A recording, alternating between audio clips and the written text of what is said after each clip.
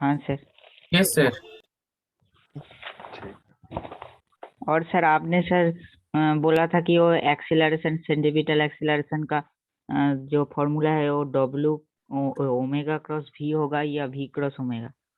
वो sir omega ठीक cross we होगा। ठीक है, वेरी गुड।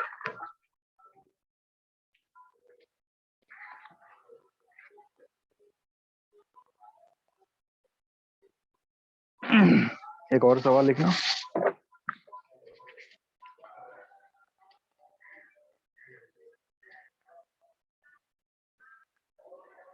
ऐसा क्वेश्चन किसी ने भेजा भी था ग्रुप पे, साथ लिखना। Two different masses are connected, two different masses are connected, two different masses are connected, question है ये।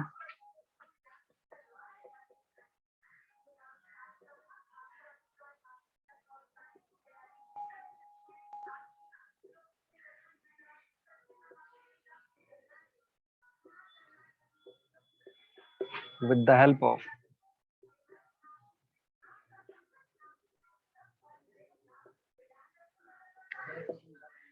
two light strings, with the help of two light strings as shown in figure, as shown in figure,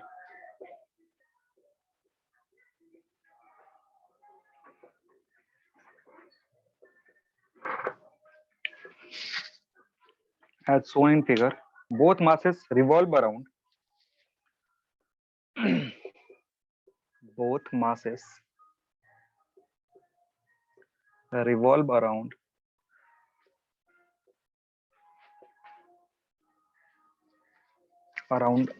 a fixed point,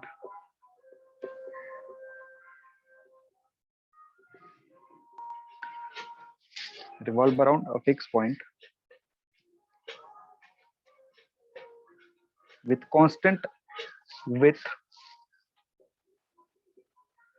constant angular speed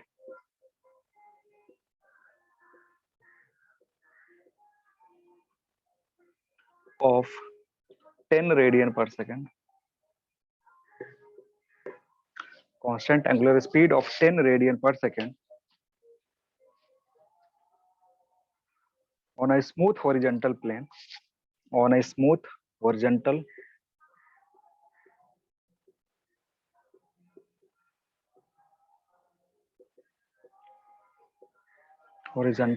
plane,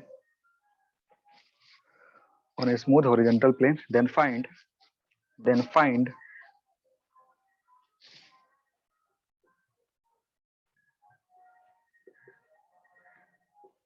T1 by T2.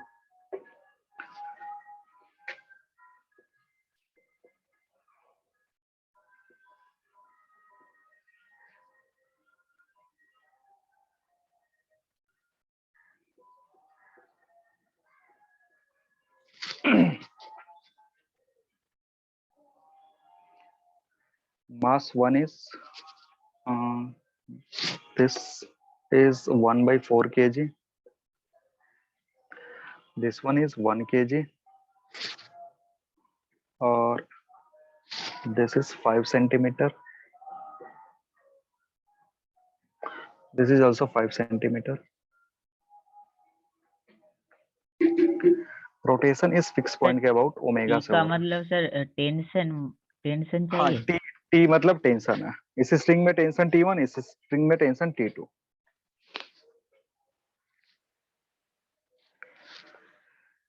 तुम्हें ratio बताना है कि ratio कितना होगा।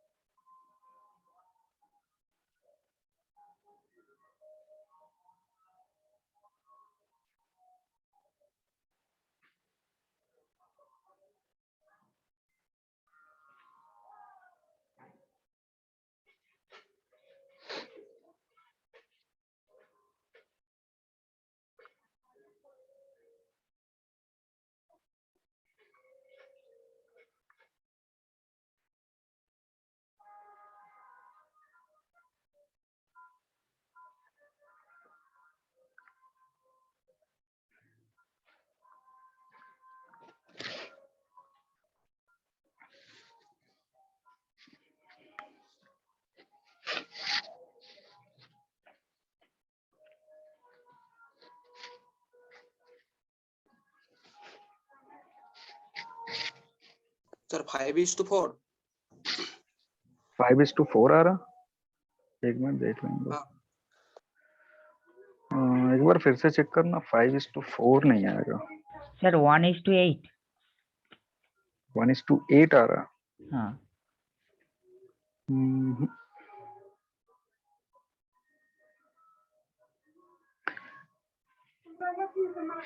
फिर से चेक करो।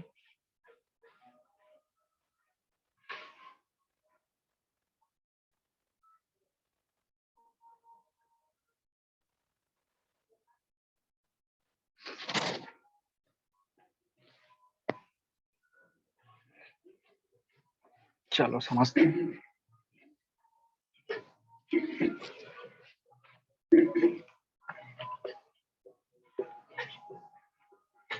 ऐसा कुछ है, दो धागा, इसमें टेंशन T1 और इसमें टेंशन T2 है। सर ठीक है। 3:4। 3:4 आ रहा है, सबका अलग अलग। चलो देखते हैं। ये मास है 1/4 का और ये मास है 1 kg का। ऐसा ही कुछ है। M1 इज 1/4 हाँ, kg और M2 इज 1 kg। ठीक है। एक ये 5 सेंटीमीटर और ये 5 सेंटीमीटर, इतना दिया हुआ है। ठीक है। अब तुमसे पूछ रहा है T1 और T2 का रेशियो। अब देखो रोटेशन में क्या होता है, जब भी कोई पार्टिकल रोटेट करे, कोई भी बॉडी रोटेट करेगा, तो मैंने बताया कि एक फोर्स लगेगा सेंटर की तरफ, and that force will be known as what, centripetal. Centimetre पर। ठीक है। तो यहाँ पे अगर इसको कट करोगे, इस पॉइंट पे अगर इसको कट करते हो, तो इसमें क्या आएगा, टेंशन T1 दिखेगा तुमको।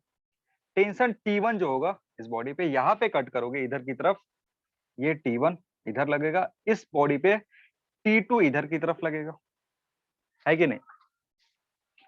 Yes, T1 sir. इधर की तरफ, T2 इधर की तरफ। इसका मैंने फ्री बॉडी डायग्राम बनाया।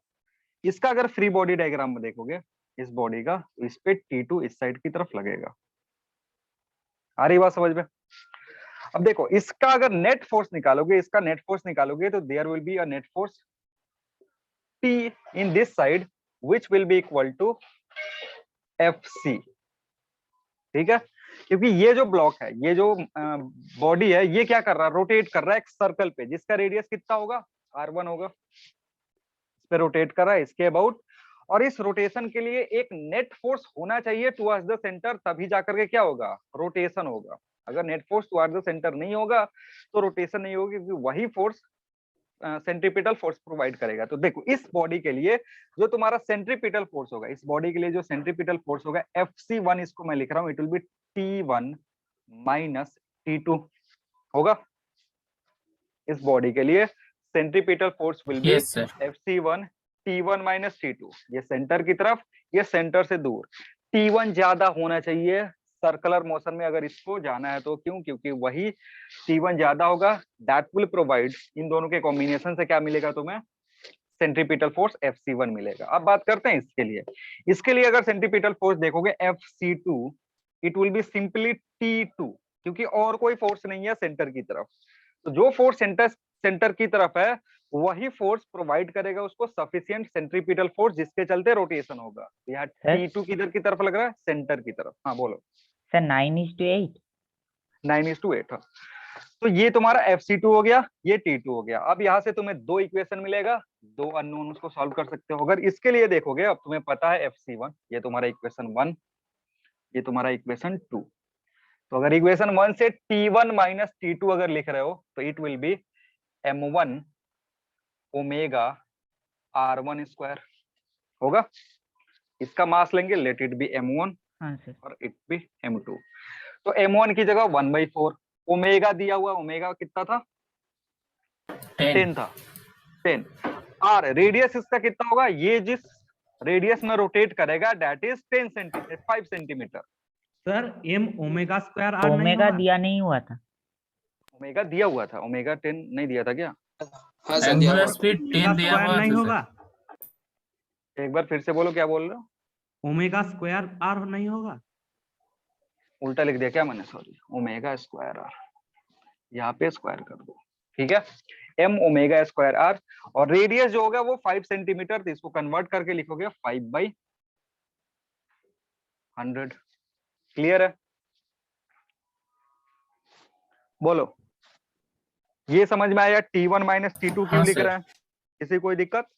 सेंट्रीपिटल फोर्स कैसे निकालते हैं? सेंट्रीपिटल वो फोर्स है, सेंट्रीपिटल फोर्स कौन सा फोर्स? जो सेंटर की तरफ लग रहा होगा। तो सेंटर की तरफ इधर कौन सा फोर्स लग रहा है? T1 माइनस T2 लग रहा है, that will be equal to centripetal force. Note में लिखा देंगे सेंट्रीपिटल फोर्स क्या होता है एक बार दोबारा।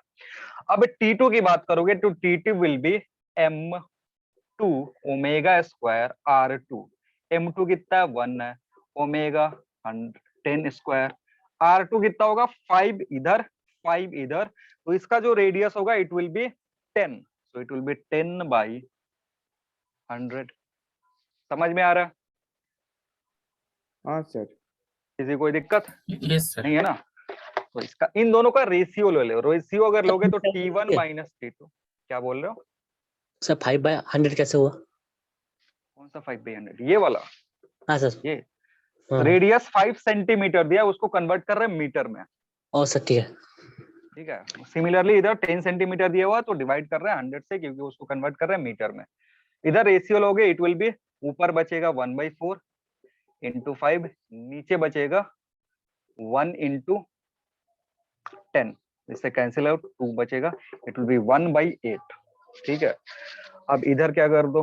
T1 बाई T2 माइनस 1/8, इसको ले जाकर के इधर प्लस कर दो, सो T1 by T2 will be 9/8। समझ में आ गया? अब जिसका जिसका अलग अलग आंसर आ रहा था वो एक बार चेक कर लेगा कि वो क्या क्या गलती कर रहा था। सर हम T1 और T2 और T1 माइनस T2 नहीं किए थे, अच्छा, T1 ठीक बाई है। T2 करके डायरेक्ट किए थे। इसलिए गलती हुआ। सेंट्रीपिटल और फोर्स मैंने वो सर फोर्स है। अच्छा, सेंट्रीपिटल फोर्स के बारे में थोड़ा सा मैं और लिखा दे रहा हूँ, थोड़ा सा और उसको एक्सप्लेन कर दूंगा ताकि और दिक्कत ना हो। हटा दूं इसको? हटा दो। हाँ सर।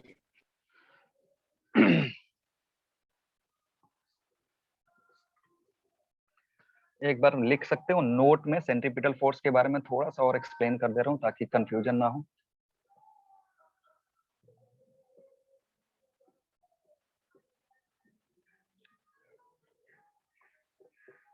सेंट्रीपिटल फोर्स लिखो, लिखना इसमें।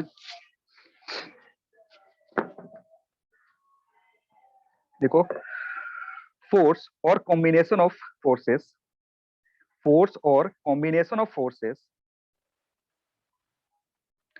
फोर्स और combination of forces, combination of forces which provide, force or combination of forces which provide centripetal acceleration, force or combination of forces which provide centripetal acceleration, centripetal acceleration required for revolution, required for revolution, required for revolution of a particle,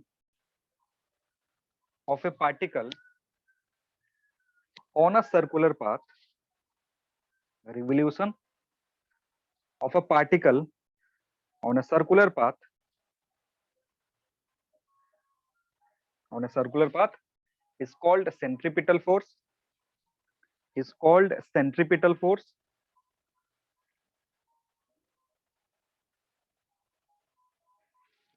centripetal force में para छोड़ के लिखना, centripetal force में B, centripetal force में B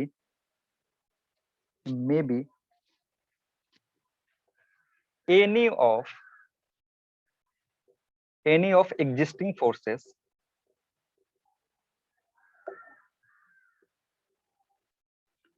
any of existing forces like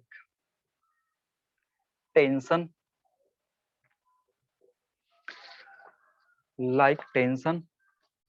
comma gravitational attraction,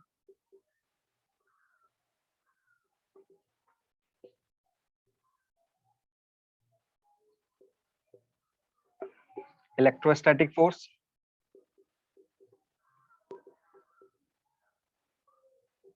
friction, etc.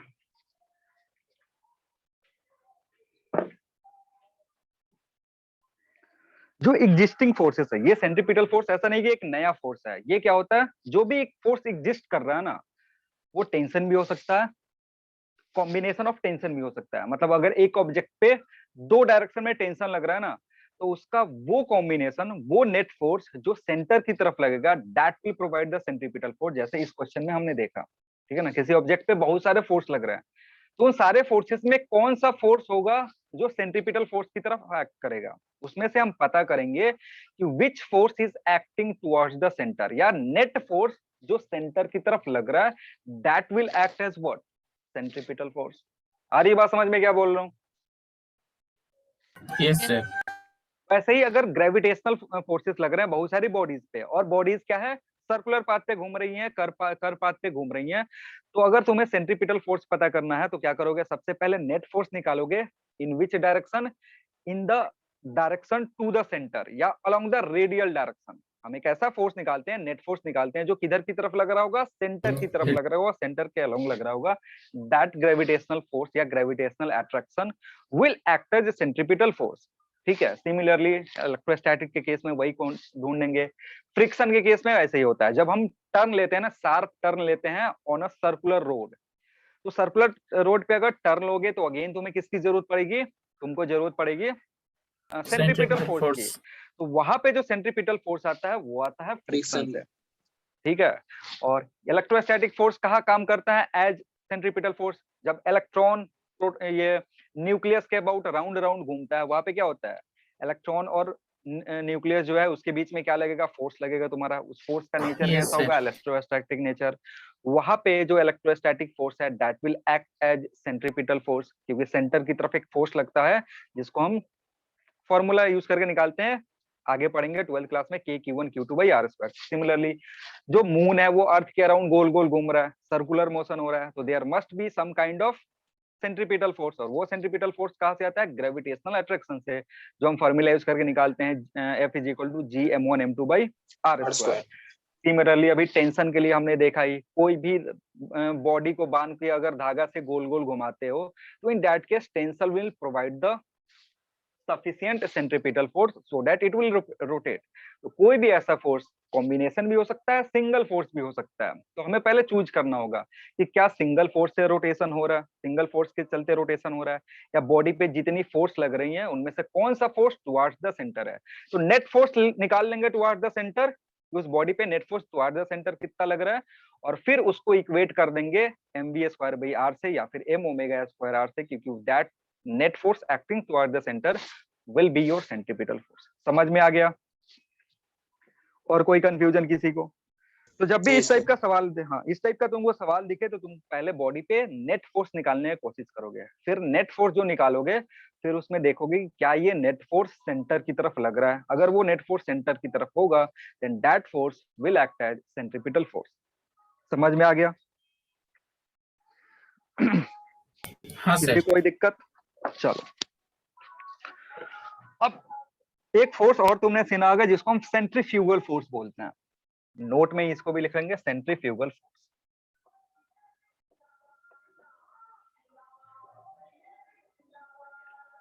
इसका बहुत कम use होता है सेंट्रीफ्यूगल फोर्स। पहले थोड़ा सा चलते हैं ट्रांसलेशन वाले केस में।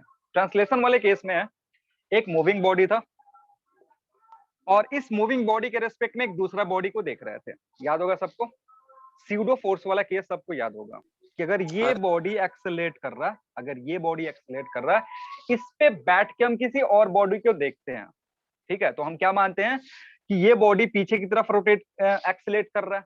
जब इस पे बैठ जाओगे तो इसका एक्सेलरेशन किसको मिल जाएगा, इसको मिल जाएगा। अब तुम एक्सेलरेशन में नहीं दिखोगे, तुम जिसको देख रहे हो वो एक्सेलरेशन में दिखेगा।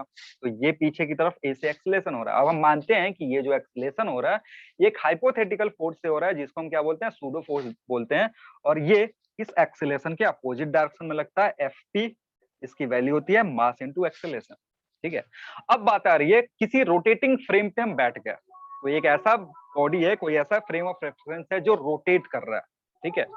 और अगर उस रोटेटिंग फ्रेम पे बैठ के हम किसी दूसरे को ऑब्जर्व कर रहे हैं, किसी और को देख रहे हैं, अगेन हम एक फोर्स इंट्रोड्यूस करते हैं, and that force is known as what, centrifugal force. यानी सेंट्रीफ्यूगल फोर्स तुम्हें कब दिखेगा, सेंट्रीफ्यूगल फोर्स देखने के लिए तुमको किसी रोटेटिंग ऑब्जेक्ट पे बैठना पड़ेगा। आ रही बात समझ में क्या बोल रहा हूँ? हाँ ठीक है, सर। देखना क्या Yes, हो रहा है। हाँ, मान sir. लो एक पार्क में एक बच्चों को खेलने के लिए एक होता है जिसको मेरी गो राउंड बोलते हैं, नाम सुने हो? मेरी गो राउंड का बच्चे इस पे बैठ जाते हैं, हाँ गोल सर। गोल घूमते हैं, ठीक है। तो मान लो कि तुम यहाँ पे बैठे हुए हो, तुम कहाँ बैठ गए? इधर बैठे हुए हो। अगर कोई ग्राउंड से तुमको देख रहा है, ग्राउंड से कोई अगर तुमको देखेगा तो तुम क्या में दिखोगे? सर्कुलर मोशन में दिखोगे। पे अगर बैठे हुए हो, वही गोल गोल घूम रहा है, ग्राउंड पे बैठा हुआ आदमी तुमको क्या देखेगा? कि तुम सर्कुलर मोशन में हो। और कोई भी बॉडी अगर सर्कुलर मोशन में है तो पक्का एक चीज है कि इधर क्या लग रहा होगा? एक फोर्स लग रहा Centripetal होगा, acceleration। That force is centripetal force, या उसी के चलते सेंट्रीपिटल एक्सेलेरेशन आएगा। ठीक है, अब मान लो तुम कहाँ बैठ गए? अब तुम खुद ऑब्जर्वर हो गए, तुम बैठ के किसी और को देख रहे हो और तुम रोटेशन मोशन में हो। तो अब तुम पे जो फोर्सेस लगेंगे ना वो बैलेंस हो गए, क्योंकि तुम खुद बैठ गए तो अब तुम अपने आप को सर्कुलर मोशन में देख नहीं सकते हो। ठीक है, अब क्या होता है कि जब हम किसी ऐसे फ्रेम पे बैठ जाते हैं जो खुद रोटेट करने लगता है तो उस पे एक फोर्स लगना शुरू होता है, that force is known as what? Centrifugal force. और ये जो सेंट्रीफ्यूगल फोर्स है जस्ट इसके अपोजिट डायरेक्शन में लगता है, क्योंकि पिछले वाले केस का रेफरेंस ले लो, किसका? सूडो फोर्स का। अगर फ्रेम का एक्सेलेरेशन किधर हो रहा था? राइट डायरेक्शन में, तो बॉडी पे जो फोर्स लगाते हैं वो किधर होता था? लेफ्ट डायरेक्शन में। तो वैसे ही इसमें देखोगे कि जो भी एक्सेलेरेशन हो रहा है, सेंट्रीपिटल एक्सेलेरेशन, वो किधर है? Towards the centre. तो जब उसको कन्वर्ट करोगे सेंट्रीफ्यूगल टर्म में ना, तो that will act outward to Away the from the center। Away from the centre, ठीक है, या outward to the radially inward नहीं लगेगा, रेडियली आउटवर्ड लगेगा।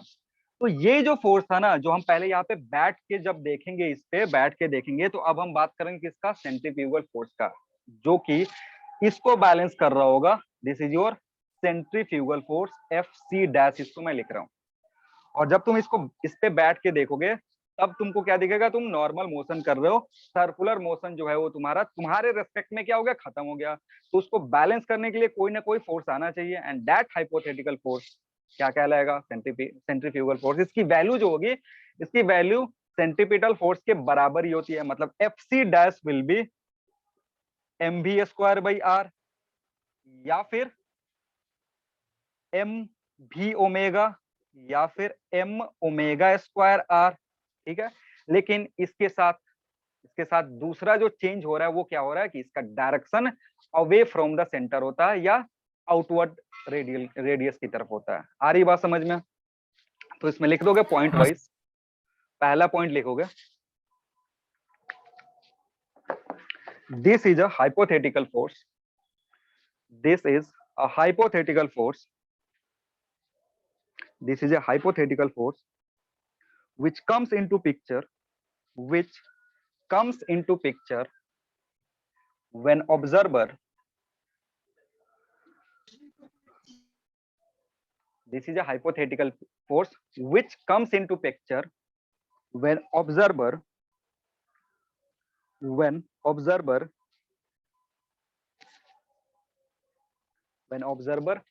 Sir, which comes into picture when observer is situated over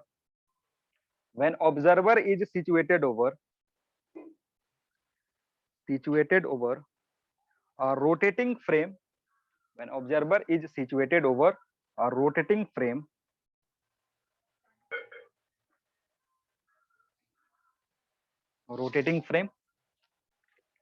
number 2। ठीक है, तो सबसे पहला चीज क्या है? ये एक हाइपोथेटिकल फोर्स है। कब दिखेगा? जब तुम रोटेटिंग फ्रेम पे बैठ जाओगे तो, नहीं तो नहीं दिखेगा। ग्राउंड फ्रेम से कभी तुम्हारा सेंट्रीफ्यूगल फोर्स नहीं दिखता। ठीक है, दूसरा पॉइंट लिखेंगे, its magnitude is equal to its magnitude is equal to centripetal force. Its magnitude is equal to centripetal force, but it acts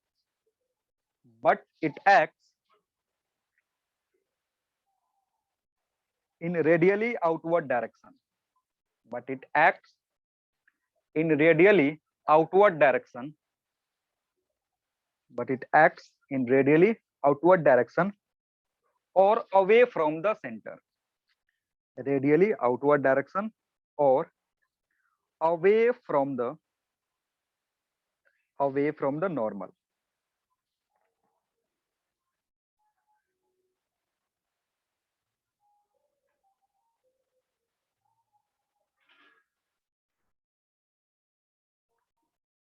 हाँ सर।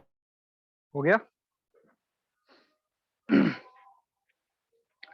तो देखो, कोई कोई ऐसे सवाल होते हैं जो अगेन ग्राउंड फ्रेम से सॉल्व करने में दिक्कत होता है, तो उसको सॉल्व करने के लिए कहाँ चले जाएंगे हम? रोटेटिंग फ्रेम में चले जाएंगे और रोटेटिंग फ्रेम में जाकर के फिर वहां से सॉल्व कर लेंगे। जैसे अगेन लिफ्ट वाला प्रॉब्लम है, लिफ्ट वाला प्रॉब्लम जो हम सॉल्व कर रहे थे, ग्राउंड से तो थोड़ा दिक्कत आ रहा था, उसको कहाँ से जाकर के सॉल्व कर दिया? सूडो फोर्स लगा करके सॉल्व किया। सिमिलरली कोई फ्रेम रोटेट कर रहा है, ठीक है, फ्रेम रोटेट कर रहा है और उसमें रखा हुआ है एक बॉडी रखा हुआ है तुमको, और वो क्या है कि तुमको दिख रहा है, बाहर से अगर देख रहे हो तो वो रोटेट करते हुए दिखेगा, लेकिन जैसे ही तुम उसी फ्रेम में बैठ जाओगे तो फिर वो तुमको रोटेट करते हुए नहीं दिखेगा। जैसे मान लो ये एक लिफ्ट है, राउंड वाले लिफ्ट है, यहाँ पे एक स्ट्रिंग के हेल्प से ब्लॉक बंधा हुआ है और ये इसके साथ साथ गोल गोल घूम रहा है, ये स्ट्रिंग के साथ क्या क्या आ रहा है? गोल गोल घूम रहा है। तो अगर कोई ग्राउंड के रेस्पेक्ट में देखेगा, समझ लो कोई ग्राउंड के रेस्पेक्ट में देखेगा तो उसको क्या दिखेगा? ये ब्लॉक उसको गोल गोल घूमता हुआ दिखेगा, ठीक है।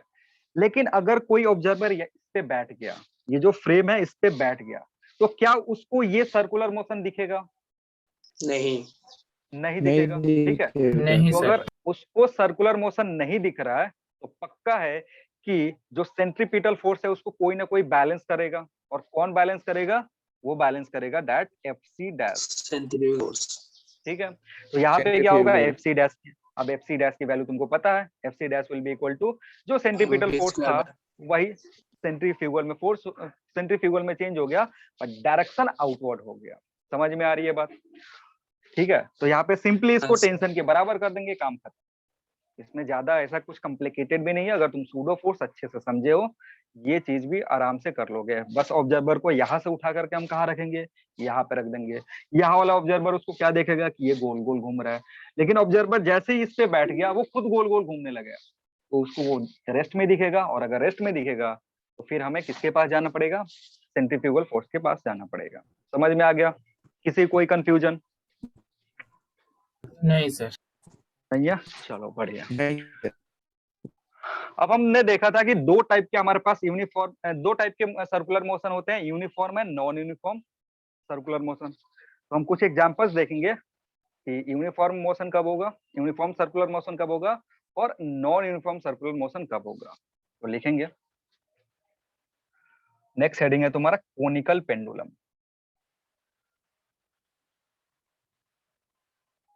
Conical pendulum.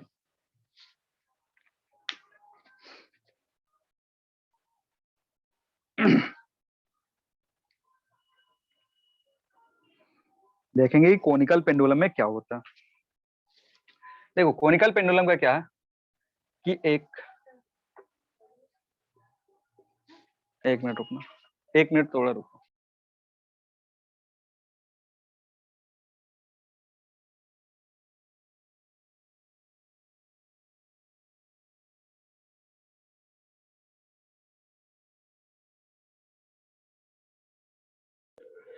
हाँ क्या बोल रहा था कि ये फिक्स पॉइंट है।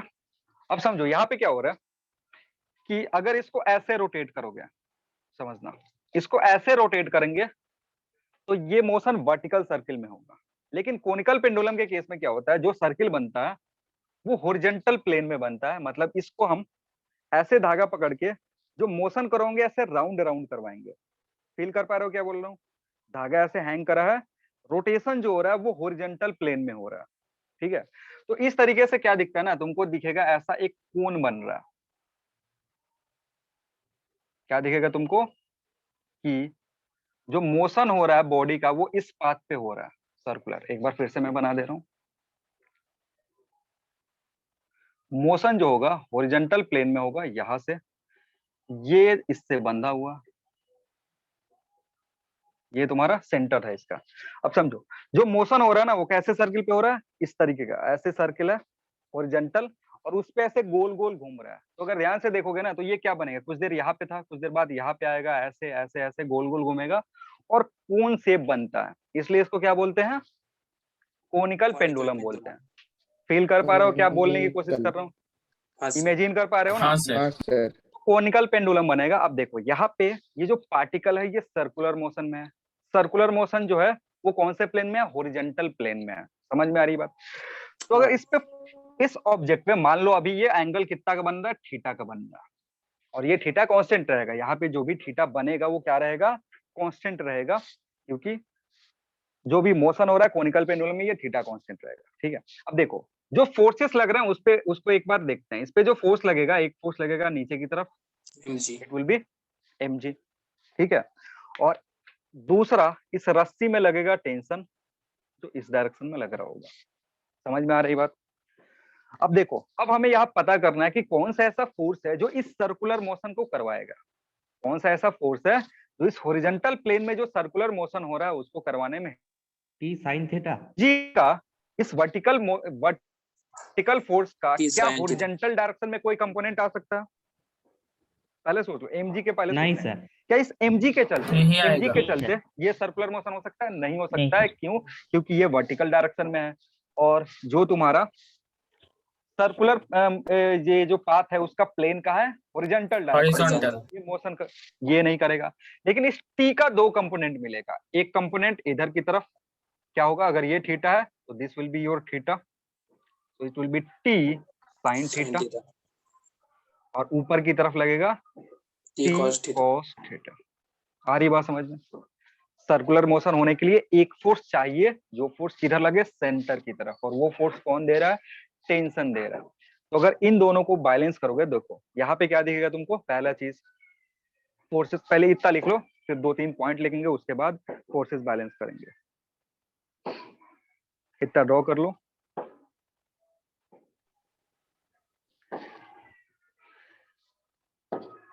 ड्रॉ करने के बाद बोलना, हाँ सर हो गया। हाँ सर। क्या लिखना। हाँ सर। नहीं हुआ। अच्छा कर लो।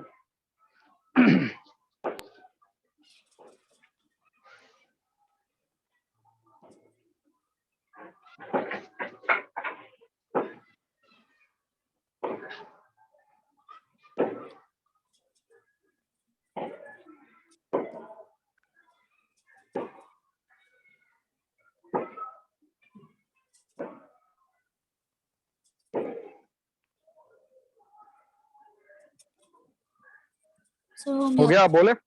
ठीक है, लिखना, लिखना, this is an example of, this is an example of, this is an example of uniform circular motion, uniform circular motion, example of uniform circular motion in horizontal plane, in horizontal plane, in horizontal plane, ठीक है। अब लिखेंगे where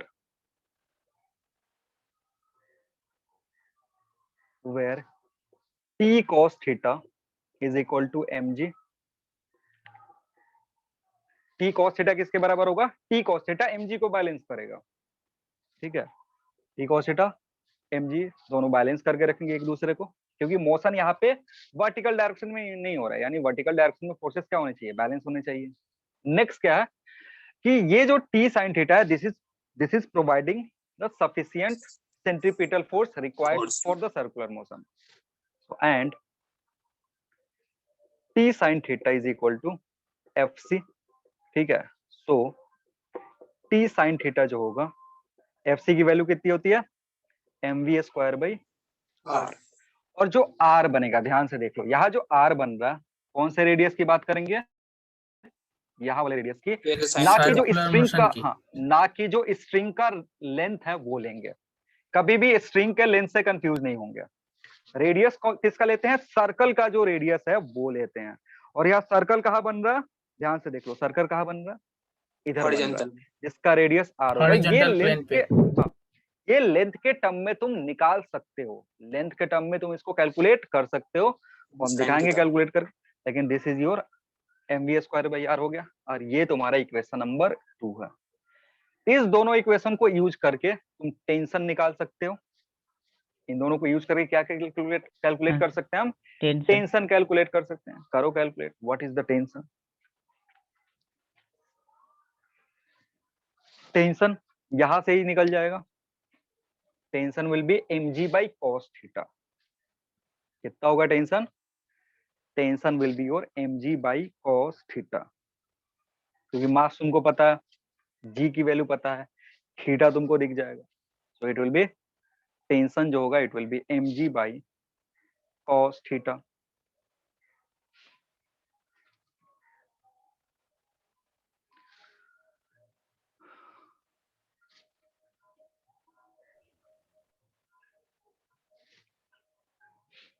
हटा दे रहे हैं, diagram को हटा दे रहे हैं।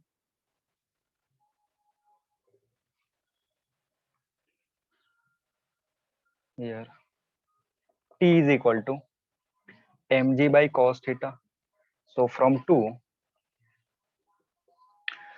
दूसरे वाले से क्या लिख सकते हो, देखो अगर तुमको ओमेगा देगा, मतलब भी देगा, तो तुमसे थीटा पूछेगा, ठीक है, और अगर तुमको थीटा दे दिया तो तुमसे भी पूछेगा। इनमें से ये जो दोनों इक्वेशन है ना, इनमें से अगर ये वैल्यू दे दिया तो तुमसे थीटा पूछ लेगा, ठीक है, और अगर थीटा दे दिया तो तुमसे क्या पूछ लेगा, मतलब जो गवर्निंग इक्वेशन है, यही दोनों गवर्निंग इक्वेशन है, इसमें से कुछ कुछ गैप करके कुछ इक्वेशन तुमसे पूछ सकता है।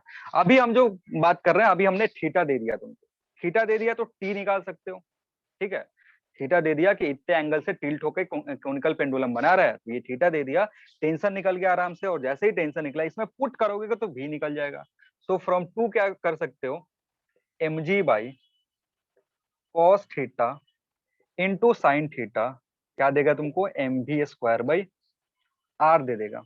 अब r को लेंथ के टर्म में बताओ क्या लिखें, अगर r को लेंथ के टर्म में लिखना sin होगा तो theta। क्या लिखेंगे, l sin थीटा लिख सकते हैं, सबको ही बताएगा।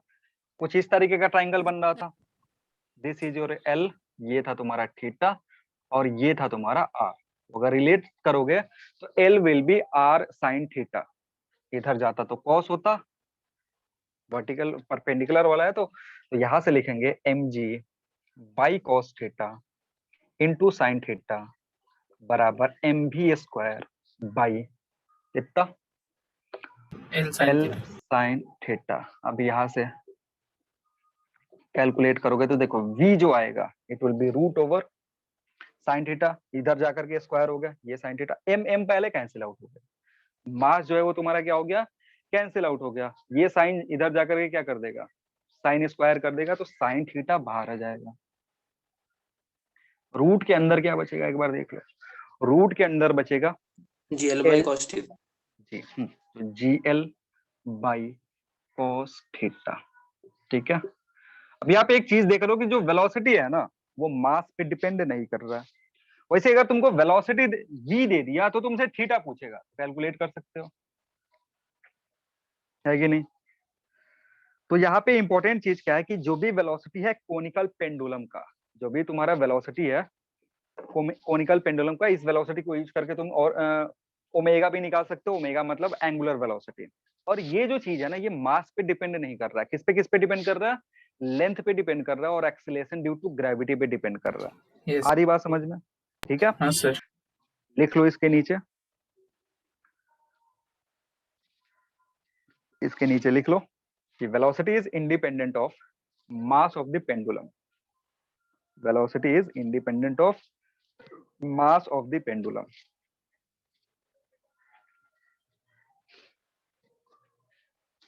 वैसे सवाल दे देता मास अलग कर देगा, बाकी सारी चीजें कांस्टेंट रख देगा, थीटा कांस्टेंट कर दिया, लेंथ कांस्टेंट कर दिया, और बोल रहा है कि मास को अगर मैं 5 kg से 2 kg में कर दूं तो बताओ वेलोसिटी कितना होगा, क्या कोई चेंज होगा, नहीं सर।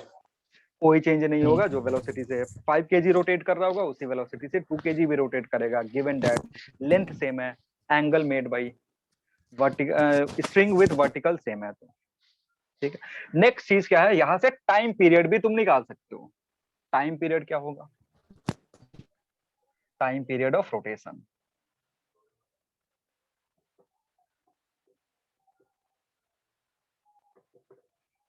टाइम पीरियड क्या होता है, टी इज इक्वल टू होता है 2 पाई आर भी, ठीक है। टाइम पीरियड सबको याद है फॉर्मूला ये, टी इक्वल्स टू क्या होता है, हाँ या तो सर। तुम ऐसे रट लो, T equals to Yes, 2 sir. Pi by omega, और ओमेगा को कन्वर्ट कर दो, इधर आ जाएगा।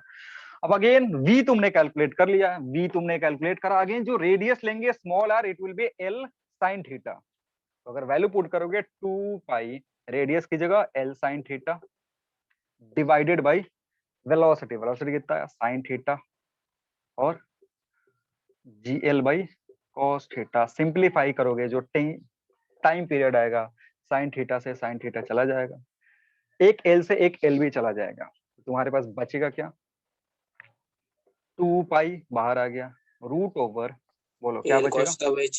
L cos theta by G. L cos theta by G, L cos theta by G. ये है तुम्हारा टाइम पीरियड,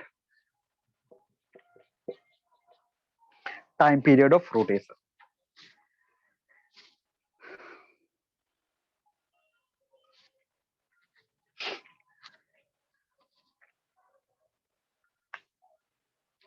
कोई दिक्कत किसी को, ये 3 चीज तुमसे पूछ सकता है कि टेंशन बताओ कितना होगा ये टेंशन से कंफ्यूज, ये कैपिटल टी से कंफ्यूज हो सकते हो, इसको टाइम है? पी ऐसे लिख दो। हाँ बोलो, टाइम पीरियड। सर बोल बोलो रहा हूँ बोलो। कि ये जो पेंडुलम है और वॉच में जो पेंडुलम रहता है वो दो अलग है।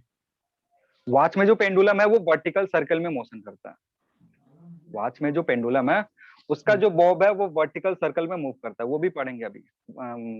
वर्टिकल सर्कल में जो भी वर्टिकल प्लेन में जो सर्कुलर मोशन होगा उसके बारे में भी अभी पढ़ेंगे, वो दोनों है तुम्हारे सिलेबस में। ये कोनिकल पेंडुलम था जिसके बारे में मैंने बताया, अभी उसके बारे में पढ़ेंगे। देख लिया सबने? हाँ सर। देखते हैं सवाल इसके बेसिस पे होगा तो कुछ कराएंगे, लिखना।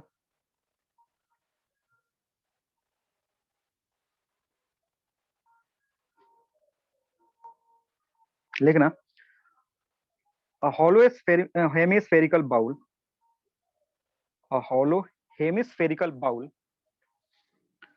a hollow hemispherical bowl,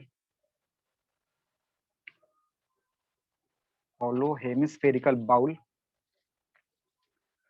having inner radius, having inner radius of 80 centimeter, having inner radius of 80 centimeter, inner radius of 80 centimeter, is rotated sir radius कितना बोला? 80 centimeter is rotated with an angular speed rotated with an angular speed of 5 radian per second, angular speed of 5 radian per second,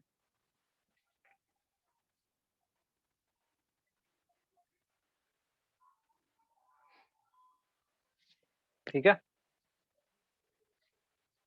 हो गया।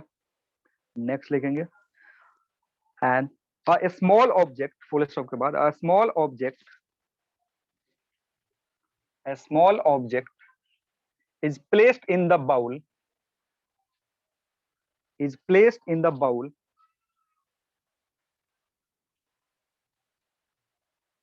a small object is placed in the bowl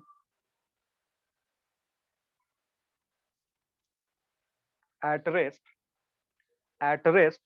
with respect to bowl, at rest with respect to bowl, as shown in figure, as shown in figure,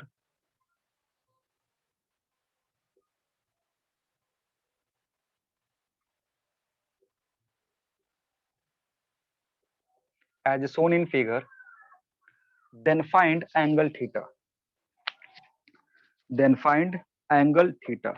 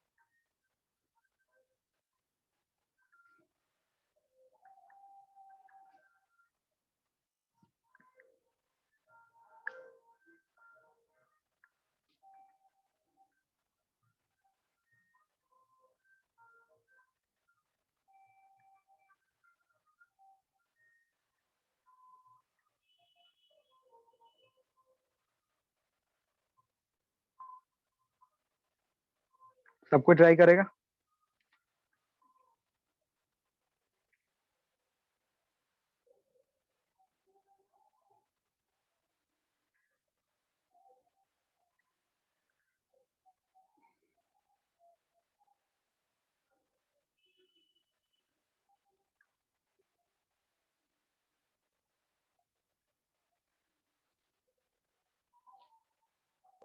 sir cos inverse g by omega square R. तो radius दिया हुआ है, omega भी दिया हुआ है, जी की value 10 ले लो, पुट करके देखो कितना आ रहा है। रेडियस दिया है ना मैंने? दिया हुआ हाँ है। सर, हाँ सर। हाँ, तो वो सारी वैल्यू पुट कर दो, देखो कितना आ रहा है।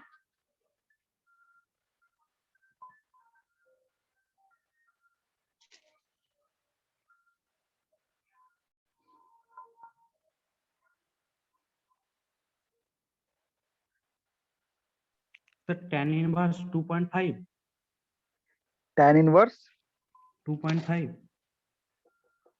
tan इनवर्स 2.5 देखते हैं।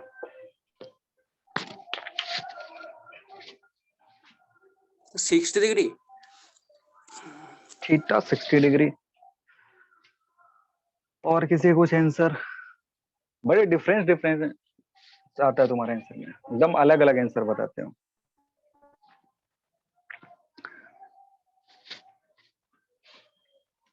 ये tan इनवर्स 2.5 एक 60 डिग्री। चलो देखते हैं।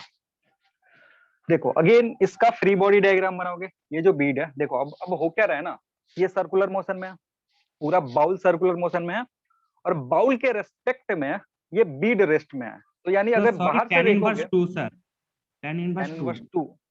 अच्छा हाँ, चलो देखते हैं, अब थोड़ा समझ लो। बाउल रोटेट कर रहा है, और बाउल के रेस्पेक्ट में ये बीड रेस्ट में है, यानी बीड भी क्या कर रहा होगा, रोटेट कर रहा होगा, यानी जो ब्लॉक है वो भी क्या कर रहा होगा, रोटेट कर रहा होगा।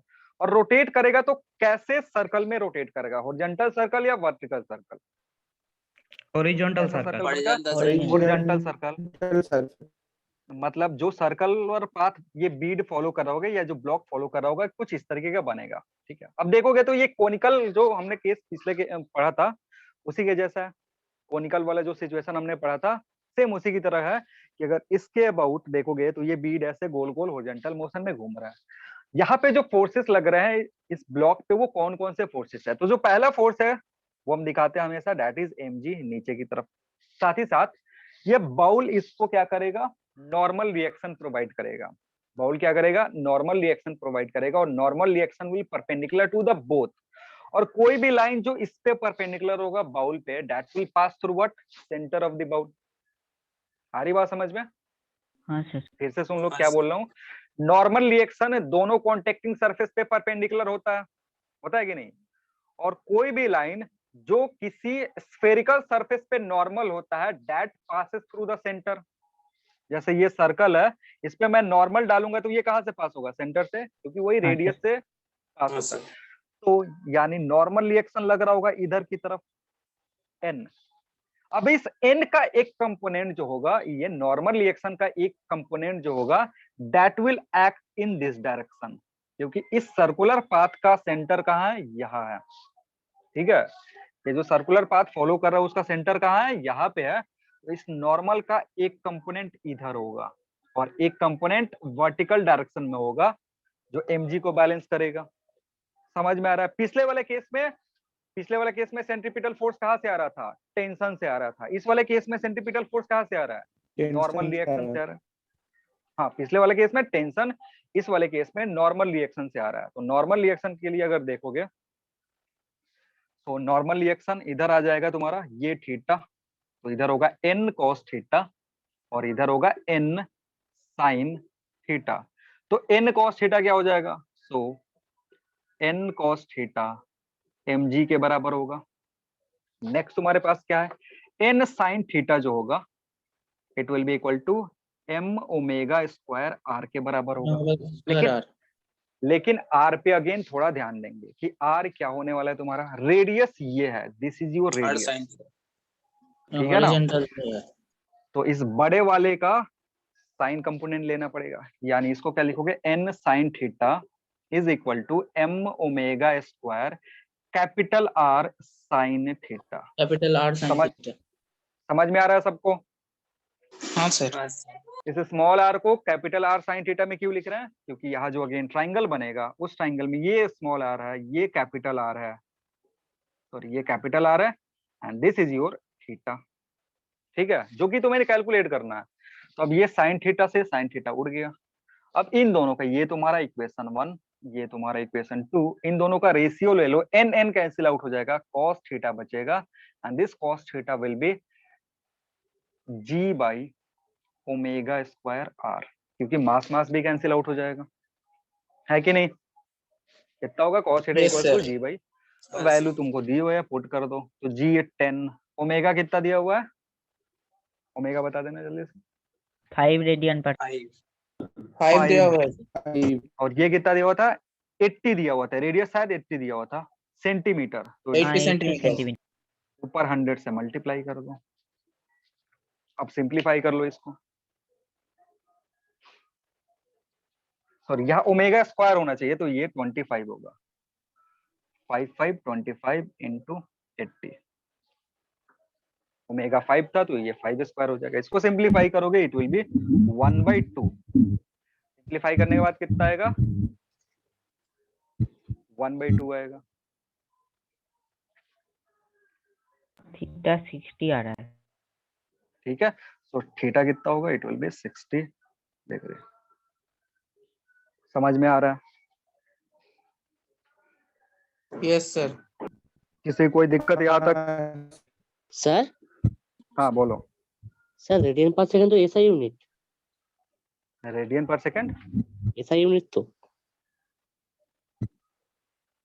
किसका रेडियन पर सेकंड बोल रहे हो? सर, तो 80 तो सर सेंटीमीटर से दिया था।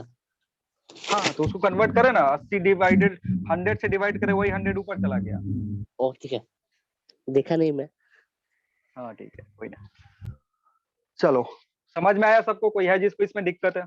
तो देखो, जब भी इस तरीके का सवाल हो ना, तो सबसे पहला एनालाइज कर लेंगे कि सर्कुलर मोशन हो रहा है, किस प्लेन में हो रहा है, फिर कौन सा फोर्स है जो सेंट्रीपिटल फोर्स प्रोवाइड कर रहा है वो पता कर लेंगे, फिर सारी चीजें बैलेंस कर देंगे। जैसे मैंने क्या करा, पता करा कि कौन से प्लेन में सर्कुलर मोशन हो रहा है, ठीक है। उसके बाद ये नॉर्मल रिएक्शन तुमको सेंट्रीपिटल फोर्स देगा, उसका एक कंपोनेंट आएगा, वहां से मैंने इक्वेशन बनाया, ये इक्वेशन 2 इक्वेशन लेकर के सॉल्व कर दिया, ठीक है ना। तो इस तरीके से बहुत सारे प्रॉब्लम तुम्हारे मॉड्यूल में होंगे, सर्कुलर मोशन के मॉड्यूल में होंगे, करोगे हो जाएगा आराम से। टाइम बचा,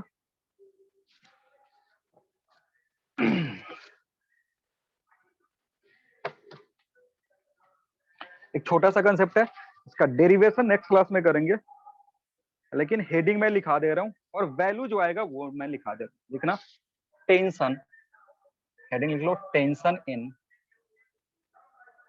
रोटेटिंग रिंग,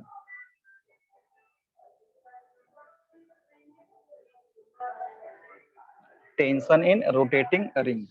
इसका जो डेरिवेशन है, कहाँ से आया कैसे है, वो कल कराएंगे। क्या कह रहा है, एक रिंग है तुम्हारा जिसका रेडियस दिया हुआ कैपिटल आर, ओमेगा से रोटेट कर रहा है इस प्लेन में, मास इसका m है।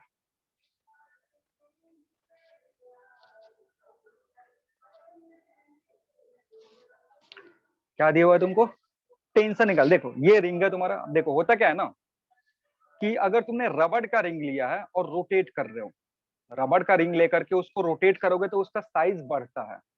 कभी देखे हो हाँ ऐसा सर। कुछ? हाँ सर। एक रबड़ रिंग ले रहे हैं, उसको रोटेट कर रहे हैं, हाँ तो सर। रिंग का जो साइज है वो क्या हो रहा है, रोटेट हो रहा है। और साइज रोटेट होने का मतलब है कि जो लेंथ है ना वो इंक्रीज हो रहा है, लेंथ बढ़ रहा है, वो लेंथ इंक्रीज हो रहा है, ऐसे फैल जा रहा है। अब किसी भी धागा का लेंथ कब बढ़ेगा, जब उसको खींचोगे इधर से इधर से। आ रही बात समझ में क्या बोल रहा हूँ? रोटेट मैक्सिमम करना है, टेंशन। धागा, हाँ धागा बढ़ रहा है, यानी यहाँ पे टेंशन क्रिएट होगा। मतलब अगर तुमने उस इंक्रीज इन लेंथ को काउंटर कर रहे हो, उस इंक्रीज इन लेंथ को, मतलब तुमने एक रिजिड ऑब्जेक्ट ले लिया जिसके चलते वो इंक्रीज नहीं हो पा रहा लेंथ, तो उसके चलते क्या होगा, अंदर टेंशन डेवलप होगा। जो भी तुम्हारा रोटेटिंग ऑब्जेक्ट है उसके अंदर क्या प्रोड्यूस होगा, टेंशन डेवलप होगा, क्योंकि उसी टेंशन के चलते वो क्या हो रहा था, एक्सपैंड हो रहा था। लेकिन अगर उस एक्सपेंशन को हम काउंटर कर देंगे तब तुम्हें जाकर के टेंशन दिखेगा। समझ में आ रही है बात? कभी भी रिंग को जब रोटेट करते हैं तो रिंग का जो एडजेसेंट पार्टिकल्स है, एडजेसेंट पार्टिकल्स जो है वो एक दूसरे पे क्या लगाएंगे, फोर्स लगाएंगे, and that force is what, tension. उसकी जो वैल्यू होती है, वैल्यू एकदम याद रखना है, याद कर लो, क्योंकि उस पर डायरेक्टली क्वेश्चन पूछता है। डेरिवेशन इसका मैं कल के क्लास में कराऊंगा। जो टेंशन यहाँ पे होगा, इट विल बी m, जो इसका मास है, ओमेगा स्क्वायर, जिससे ये रोटेट हो रहा है, रेडियस r डिवाइडेड बाई 2 पाई होता है। ये तुम्हारा टेंशन होगा। मतलब कोई भी सेक्शन काट लो, मतलब ये सेक्शन काटोगे ना तो इस सेक्शन में इधर की तरफ T लग रहा होगा और इधर की तरफ T लग रहा होगा, जिसकी वैल्यू कितनी होगी, इतनी होगी। टेंशन कब दिखता है, जब काटते हैं। तो यहाँ अगर टेंशन देखना है तो मान लो मैंने कहा काटा, ये पूरा धागा यहाँ पे ऐसे काट दिया, तो ये पोर्शन इस पे टेंशन T लगा रहा होगा, ये पोर्शन उसको उधर ऊपर की तरफ खींच रहा होगा। समझ पा रहे हो क्या बोल रहा हूँ? हाँ सर। हाँ टेंशन सर। देखने के लिए मैंने बताया था, टेंशन कब दिखता है, टेंशन जब काटोगे तब दिखता है। तो मैंने रिंग को काट दिया, जैसे काटा तो मुझे पता चला कि जैसे ये सेक्शन काट के अलग अलग किया था, तो ये सेक्शन इस पे टेंशन T इधर की तरफ लगाएगा, अगेन ये सेक्शन इस पे टेंशन T इधर की तरफ लगाएगा, जिसकी वैल्यू इतनी होगी। कहीं भी काटोगे तो किसी भी पॉइंट पे काट लो, टेंशन अगर रिंग सेम है, मास जो है उसका यूनिफॉर्म डिस्ट्रीब्यूशन हुआ है, तो टेंशन इतना होगा। अब ये कहाँ से आया, ये पढ़ेंगे अगले क्लास में, ठीक है? और कोई डाउट है किसी को, पूछ लो। कोई दिक्कत आज की क्लास में, कोई ऐसा पोर्शन जो समझ में नहीं आया? नहीं सर। चलो फिर सर। मिलते हैं नेक्स्ट क्लास में, thank you everyone. Thank you sir. Thank you sir. हाँ बोलो। सर अगर सर हम कोई वो कोई धागा में कोई अगर वो पाथर स्टोन बांध कर घुमाए तो सर वो तो ऊपर में घूमेगा, मतलब ये सर ऊपर में जैसे घूमता है। ऊपर में किधर, ऐसे ऐसे घूमेगा? हाँ हाँ तो घूमेगा, उसके लिए भी, इसीलिए तो वर्टिकल सर्किल अभी पढ़ाएंगे, अभी बचा वो हुआ तो वर्टिकल सर्किल वर्टिकल बचा। सर्कुलर ओ। मोशन में आ जाएगा। ऐसे भी घुमा सकते हो तुम, ऐसे भी घुमा सकते हो, और इस हाँ तरीके वो से भी घुमा हॉरिजॉन्टली सकते भी हो, हो सकता है। ठीक है? तो हॉरिजॉन्टल वाला मैंने अभी डिस्कस कर दिया, कोनिकल पेंडुलम वाला केस डिस्कस कर दिया। जब हाँ ऐसे सर। घुमा रहे हो ना ताकि वर्टिकल मोशन हो, वो भी बचा हुआ है, वो non sir uniform sir circular motion अगर के सर केस में। ऊपर घूमे तो ऊपर में, अगर हॉरिजॉन्टल में घूमे तो? ऊपर घूमे मतलब ऐसा, इस तरीके से? हाँ हाँ हाँ तो हॉरिजॉन्टल सर्किल में जब घूमेगा ना, देखो हाँ। जैसे ही हॉरिजॉन्टल सर्किल में घूमता है mg गायब हो जाता है, mg का कोई रोल नहीं होता है सर्कुलर मोशन करवाने में। और हाँ जैसे ही mg गायब होगा चीजें सिंपल हो जाती है। टेंशन के चलते क्या होगा, अब देखो तुम ऐसा नहीं कर सकते हो कि धागा बांध के सर मैं ऐसे घुमा दूं, ऐसा हाँ पॉसिबल नहीं है। हाँ सर वही बोल रहा हूँ।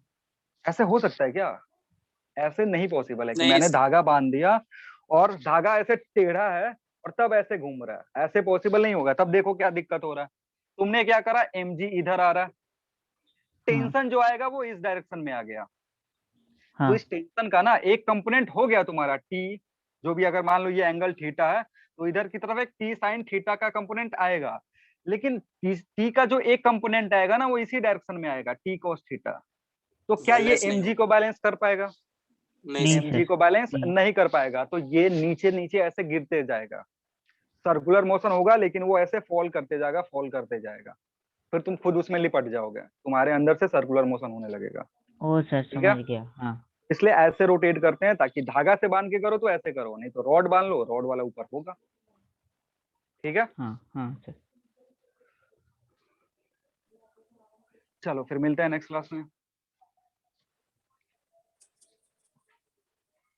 Thank you sir. Thank you everyone.